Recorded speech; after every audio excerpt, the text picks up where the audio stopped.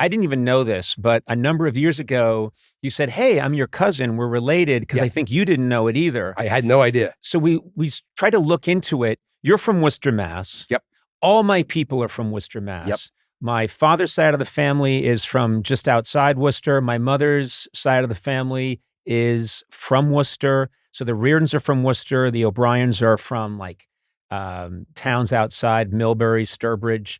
And so Basically Worcester. Basically Worcester. Yeah. And my grandfather was directed traffic downtown in Worcester, and that was the job he had. Or as we say, Worcester.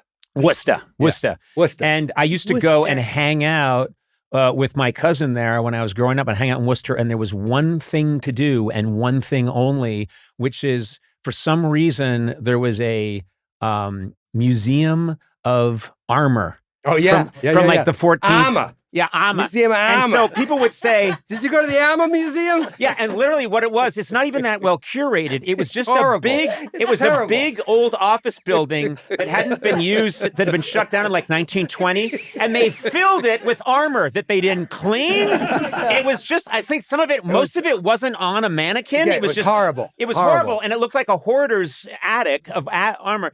And so I remember I'd be staying with my cousin, and my aunt would be like, go see the armor. Why don't you go see some armor? And that was a big highlight in Worcester. And literally, like, we did that yesterday. Do it again! And because it's Worcester, and that's what you do. There's not a lot. And you'd walk around and go, yep, there it is. Now they have a minor league baseball team for the Red Sox, Polo Park, which is downtown. Used to be the Pawtucket Red Sox, and they moved. They moved to Worcester. Yep. And it's Polo Park, nice little ballpark in downtown Worcester. And they have a minor league hockey team, and so things are looking up. This is how, and the thing is, when you're from Worcester... Only took us 150 years. Yeah. Here's a really funny thing, yeah. The mill closed in like 1902. Listen, let me tell you, when I was growing up, and some people are still bemoaning this, it was the heroin capital of New England for a while, when I was like a teenager. Why do you think I was there? But we were literally like, hey, we're famous for something. Yeah. Right? Wow. And then I think it's now Lowell. Anyways, it's like 10 years ago. Lowell took the crown. Lowell took the crown. We can get it back. I know. And I was like, so now we have nothing? So Lowell took the heroin capital of New England. We don't even have that. I think we still have the armory. Yeah.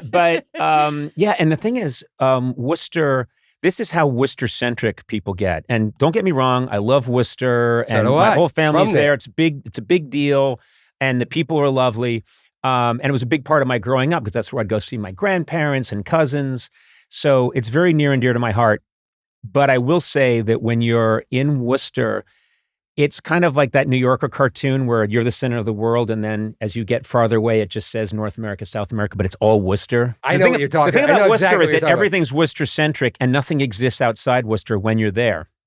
So I had the experience of, when I got the late night show in 1993, there was all this speculation. First of all, my own relatives were like, what the hell? You're going to take over for Letterman? I'd be like, yeah, I guess so.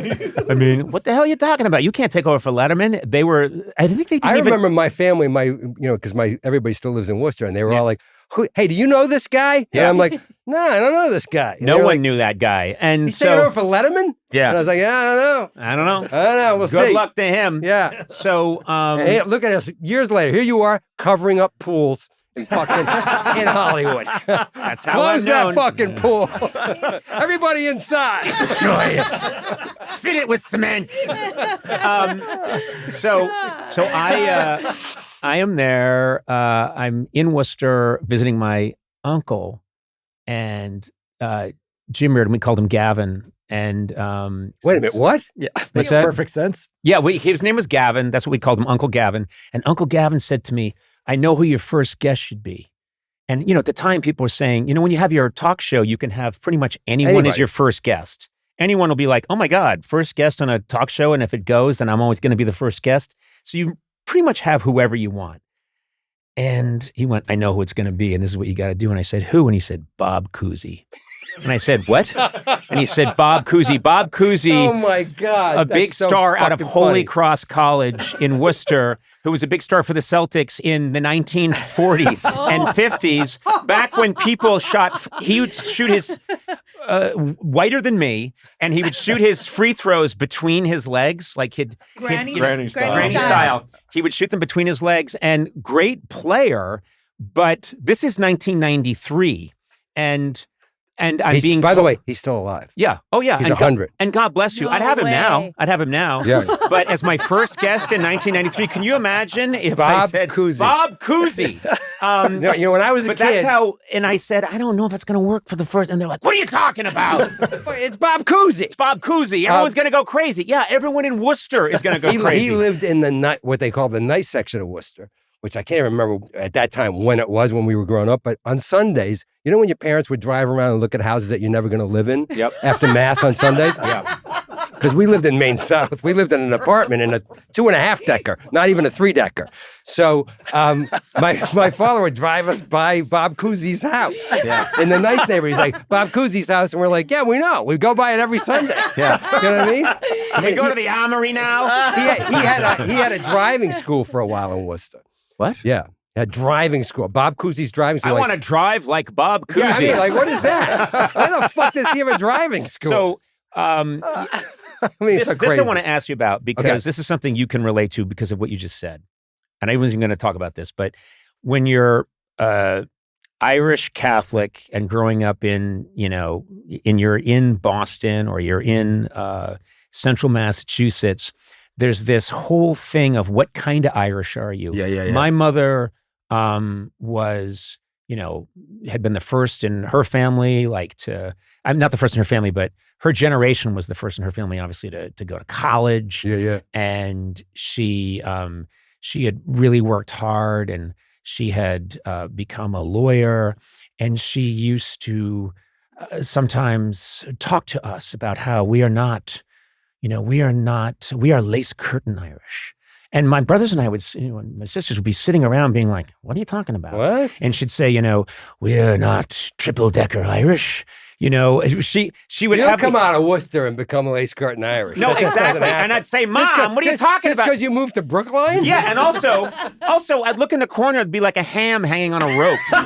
And my brother Neil was hanging off of it like a bear in the woods. I mean, all of our behavior. What? We would have potato fights. There was, there was nothing about us that was at all respectable in the way that we behaved, but she was just willing it to be so. Do you know what I mean? It's so crazy because when I heard lace curtain Irish, when you grow up in Massachusetts, especially in our age group, like the fucking Kennedys, right? Yeah. This is before, RFK Jr. This is like, when the Kennedys were the Kennedys, right? Right. So I still remember, actually, this is like one of my first memories when as a kid growing up, like, I don't know why. It's the summer of '63. My parents couldn't afford to go back to Ireland when they came over in 49 and 50. They couldn't afford to go back. Then in 1963 was the first time they could afford to go, but they can only take one kid with them because they didn't have enough money. So my older brother, Johnny, got to go, and the rest of us got dispersed to other apartments and cousins.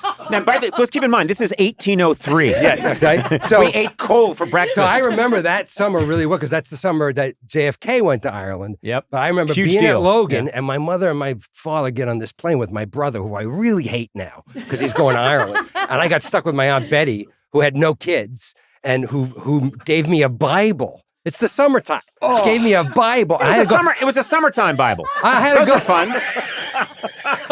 Charlie XCX, summertime Bible. It's Bible summer. Bible summer. I don't know why that didn't catch on. She keeps flogging it, and it's not catching on. Oh my God!